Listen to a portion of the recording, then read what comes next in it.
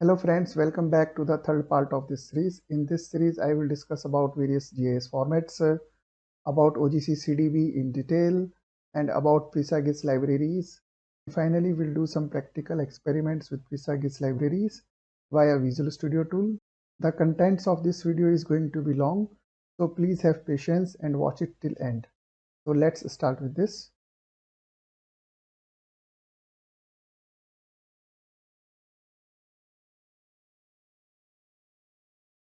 The raster data, the vector data, and the supporting data is stored in number of file formats. As you can see on the screen, elevation data is available in number of formats like DEM, USGS, and other formats. Until now, I have used the DTED format, DEM format, and GeoTIFF format plus TIFF format. Geospatial raster formats, it's a GeoTIFF format. This format is used to represent the image also and also used to represent the elevation data. And the vector data is commonly stored in the shape format, and it's a very popular format, ESRI shapefile format, and there are some other formats like KML format. And apart from that, some geo packages are also used to store the geographical information. On my right hand side of the screen, you can see different formats to represent geographical data. For example, as per this diagram in year 2007, this kind of data formats are much popular. As per the new softwares in the market, some data formats are obsolete. For example, this one is the TMS and TDI format. Since many data formats are available to represent the geographical information in 2D format or in 3D format, and some GIS tools only supports some specific format, so there is a need to have some common standard. That's why OGC CDB comes in picture, which is an interoperable standard. So let's move to the next slide and understand about the OGC CDB format in detail. What is OGC CDB? OGC stands for Open Geospatial Consortium, is an international consortium and advocate about CDB, which stands for Common Database Standard, which describes a way to organize the data geospatial information necessary to create a synthetic environment of the entire world. Okay इसमें आगे बढ़ने से पहले मैं आपको बता देता हूं कि from where you can download the specifications of OGC CDB. OGC CDB, and the very first link have the information about CDB and all the specifications of CDB, and it's a open source. So from this side I have downloaded all the specifications of OGC CDB, and I am referring all these documents and explaining to you. So okay, let's understand what is CDB. This picture represents CDB data organization structure. Here this picture is divided into 4 small pictures. So let's understand first picture. First picture represents that a computer system have a database which have overall geographical information of Earth. And this database, maybe it is offline or it is online available. The sub picture 2 represents that Earth is divided into number of slices. Okay. Here this means that the CDB storage model represents the Earth as a fixed number of slices divided equally along a latitude axis. And here below the fine details are mentioned. And all this follows the WGS84 geodetic coordinate system. And here it says that the number of Earth slice is the number of Earth slice from South Pole to North Pole and is equal to 180, since each side is 1 degree. So number of Earth slices are 180. And here every slice is further divided into tiles. Now picture 3 represents that the layers. Here layers means that one CDB tile may have a information related to your image, or have a information related to your elevation data, or may have a information related to your 3D models, may have information related to your shapefiles or the vector data.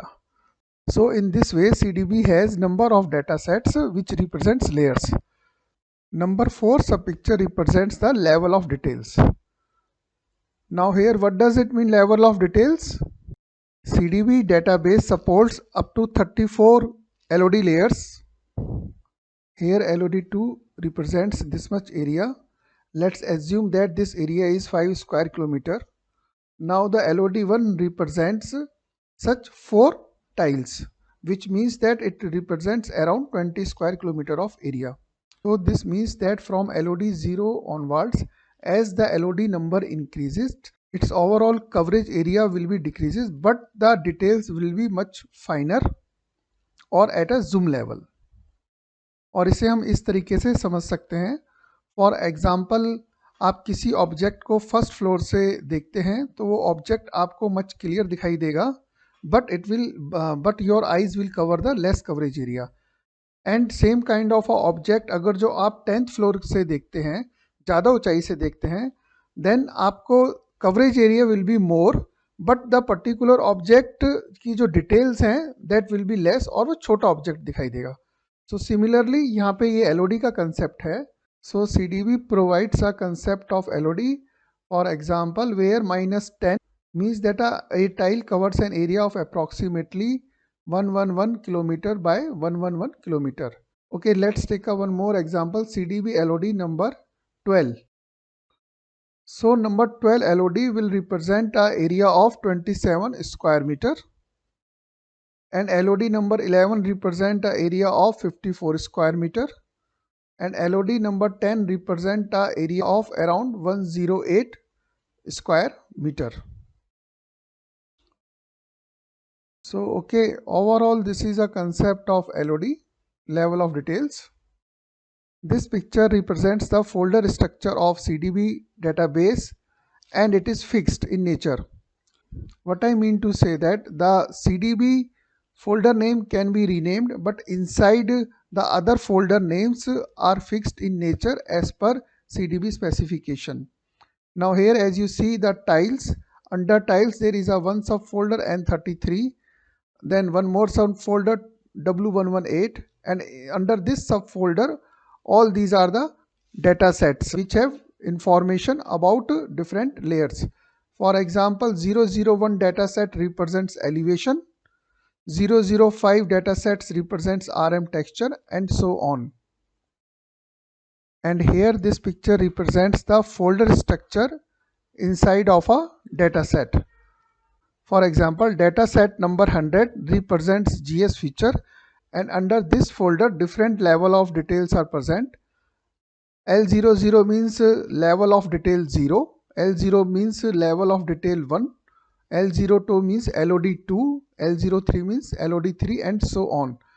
And in every LOD folder there are more subfolders. Here U represents the column number, and these folders have particular files. For example, let's decode this file name. N33 represents latitude, W118 represents longitude, underscore D110 represents a data set, and 100 means it is corresponding to GS feature. Underscore S001 and underscore T001 are the component selectors and have very fine details which is mentioned in the CDB specifications. L03 means that this file belongs to the LOD level 3, and U2 means it's a column number, R4 means it's a row number, and dot shape means it's an extension of this file. Okay guys, I tried to explain the folder structure of CDB database.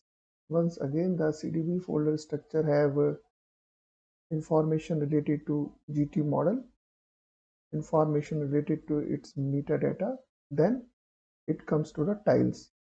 And tiles, in the tiles, first folder represents the latitude, N33 is latitude, W118 is longitude, and under this folder there are different data sets, and every data set has information corresponding to level of detail, and the level of detail is again subdivided into rows and columns, and based on that you can retrieve the particular file.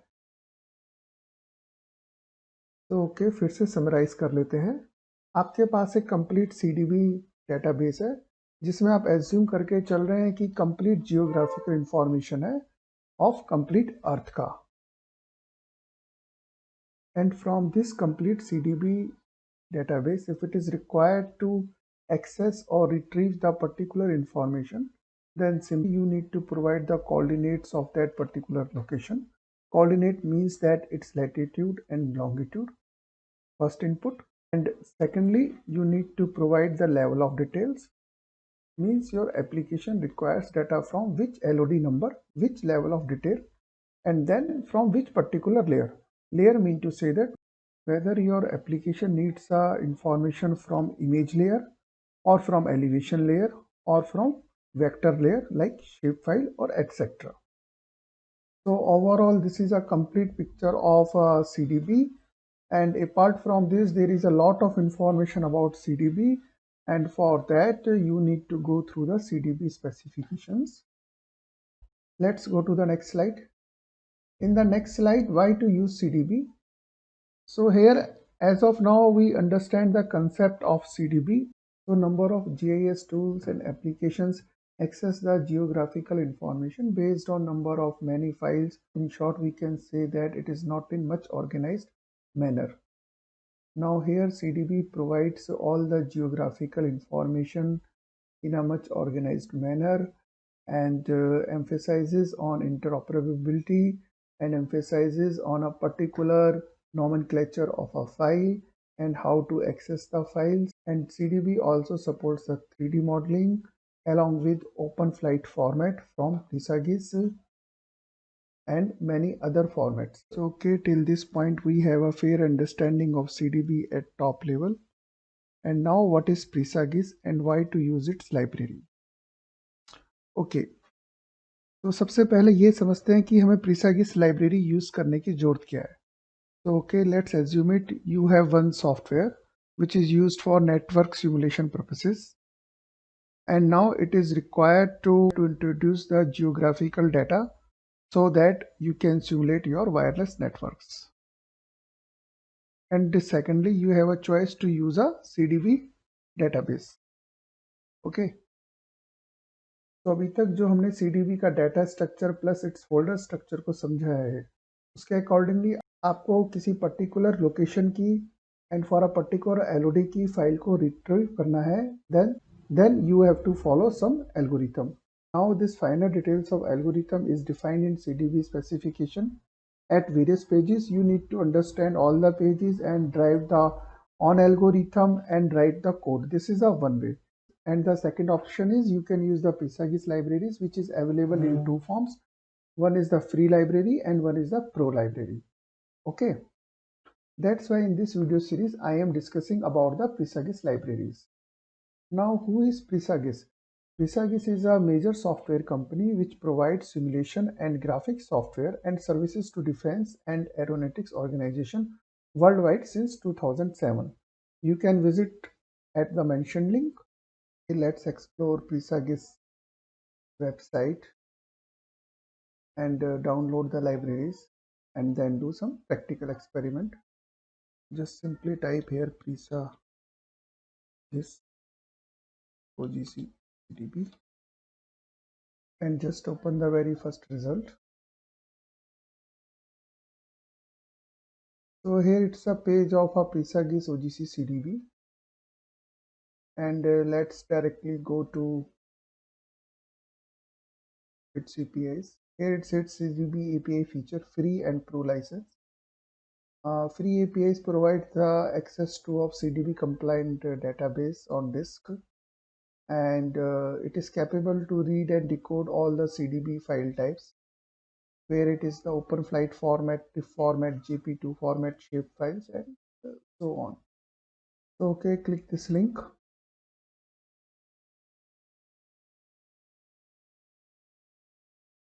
And here two sets of APIs, CDB API 2.2 and CDB API 2.1. CDB API 2.2, let's go to this. And from here you can download the CDB API 2.2 for Windows and also for Linux and its documentation. I have already downloaded PresaGIS Windows API, The downloaded Pisagis API is in zip format, and once you unzip it, then these are the contents in the folder. Okay, so simply here you need to install the Pisagis APIs by clicking this button. I have already installed it, so I am skipping this step. By default in C drive, Pisagis APIs are installed. So in this folder you can see two project files. One file is for a free version and one file is for a pro version. So I am going to open the free version of this project.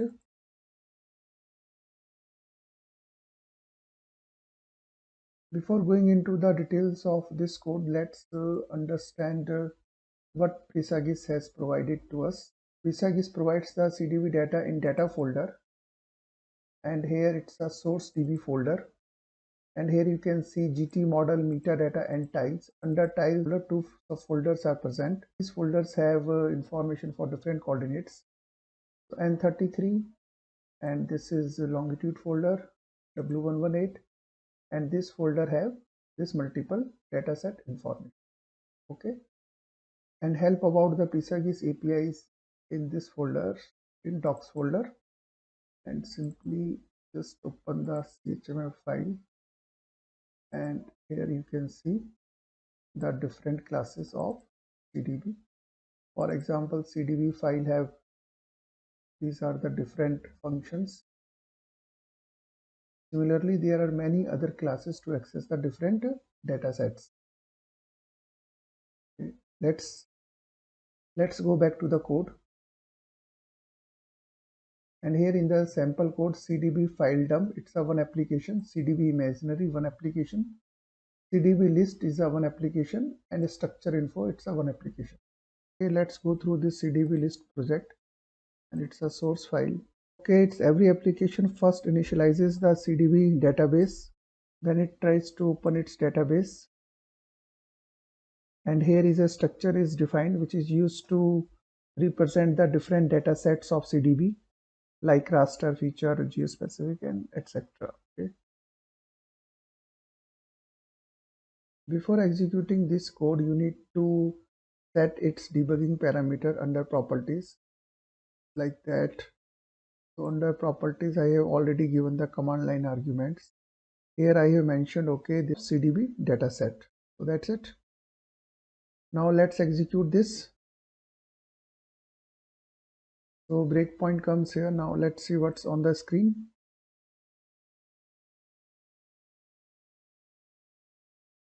Okay. So on the screen it is searching for dataset 1, and under dataset 1 it finds this much files, and dataset 1 represents the elevation data, and similarly dataset 2, 3, 4 and so on. So this particular example program help us to find all the files as present in CDB dataset.